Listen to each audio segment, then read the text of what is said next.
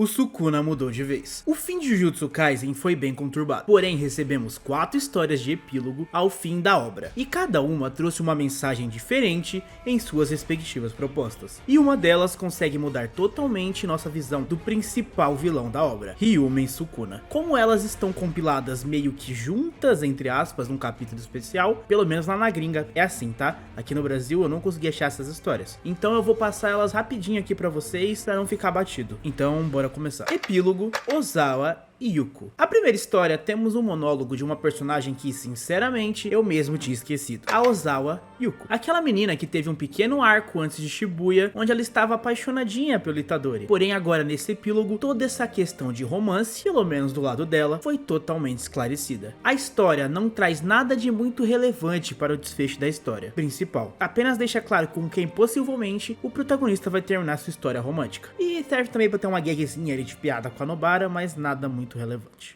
Epílogo: Panda. Em questão de informação, foi a que teve a maior relevância. Basicamente, vemos os netos de Yuta Okkotsu num futuro distante, mais ou menos em 2080, e deixa algumas dicas de quem foi a sua esposa. E bom, de acordo com essas dicas, tudo deixa a entender que foi exatamente a Maki Zenin, tanto pela aparência do garoto em cena, quanto por sua personalidade destacada como um pouco ruim, entre aspas, acho que foi assim que eu entendi da tradução. E também vemos que até hoje o Panda está vivo, entre aspas. Infelizmente ele virou mais uma relíquia guardada no armazém do clã Gojo do que exatamente um personagem.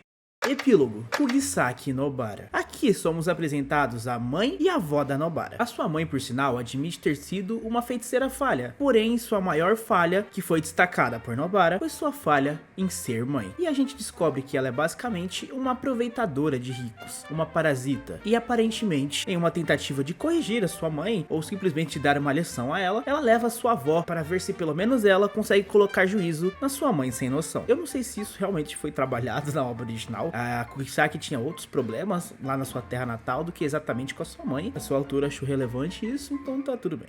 Epílogo: Uraumi. Chegamos na história mais interessante. Aqui vemos como Uraumi virou cozinheiro de Sukuna, e principalmente um pequeno monólogo que revela bem mais do que aparenta. Uraumi se pergunta por que Sukuna não sente frio ao seu lado, de uma maneira mais poética, provavelmente porque ele só traz gelo, morte, etc. E diz que o Sukuna foi o primeiro e único que continuou com ele, depois de tanto tempo. Porém, ao final do epílogo, Sukuna se faz a mesma pergunta: como Uraumi conseguiu ficar tanto tempo ao seu lado, sem se tornar frio? Isso sim revela um lado de Sukuna que, apesar de não ter sido trabalhado, mostra que no fundo ele tinha algo além de maldade, e que sua maior convicção era manter seus ideais. O mais forte é quem está certo, e ponto final. Porém, isso não causava total insensibilidade na maldição. E isso é reforçado no capítulo 271, onde temos uma breve conversa entre Sukuna e Mahito, onde ambos no além conversam sobre os ideais de Sukuna, e Mahito deixa claro que ele estava mais em busca de vingança contra aqueles que se ressentiram e perseguiram aquele pequeno e indesejado ser, fazendo alusão ao passado de Sukuna antes de se tornar uma maldição. E Sukuna admite que pode ter sim sido isso, porém, independente de ser verdade ou não, ele viveu a vida do único jeito que ele sabia, e isso não ia mudar de forma alguma. Porém, ele corrige Mahito e diz que teria sim outros caminhos, e que ele sempre teve duas opções que poderia seguir. Porém, ele não pôde deixar de cuspir as maldições que se agitavam dentro de si, e também admitiu que tinha medo, o medo de ser consumido por sua própria maldição. E se um dia ele renascer, ele planeja seguir um caminho diferente. Essa frase gerou revolta em Mahito, e diz que o Sukuna ficou mole e chato.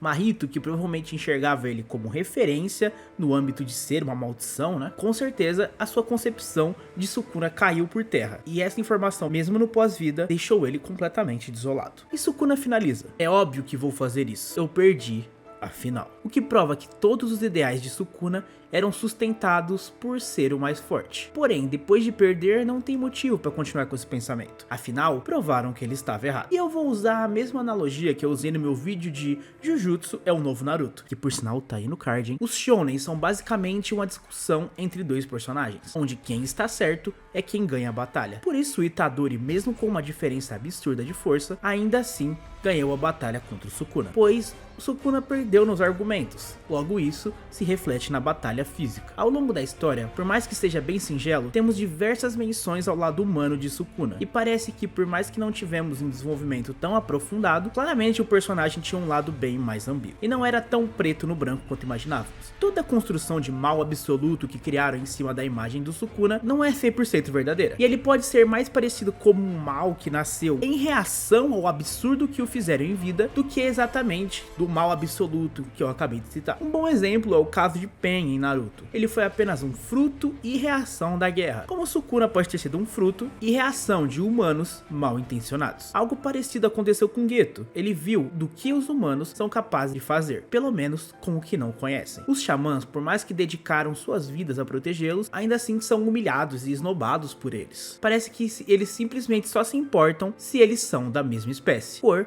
ou religião. O que faz até mesmo Geto, alguém que arriscava a vida para proteger os humanos, simplesmente decidir que eles não eram nem dignos de pertencer à mesma raça que ele. Então ele os nomeou carinhosamente de macacos. Muita gente ouve isso, mas não entende a correlação disso. Basicamente, os seres humanos e feiticeiros, assim como humanos e macacos, tem certa semelhança. Porém, os humanos não deixam de estar anos-luz de evolução à frente. E era por isso que Geto queria tanto destruir os seres humanos. Era com o intuito de forçar a humanidade a evoluir. Sem humanos normais, também não existiriam maldições. Ou seja, sem humanos, eles que deveriam ser a base desse mundo, nem mesmo Sukuna existiria. O maior mal que assolou a humanidade nem sequer teria existido se não fosse a própria humanidade. Com tudo isso, a gente pode ver que Jujutsu Kaisen tem muito mais profundidade e não dá simplesmente pra gente tirar conclusões precipitadas sobre personagem A ou personagem B. Nem mesmo Sukuna é puro mal, nem mesmo Gojo é puro bem. A gente tem sempre esses paralelos. E bom, esse foi o vídeo de hoje. Espero que tenham gostado. Esses vídeos dão bastante trabalho, então se puder se inscrever no canal e compartilhar com seus amigos, eu agradeço muito. Valeu, tamo sempre junto e fui!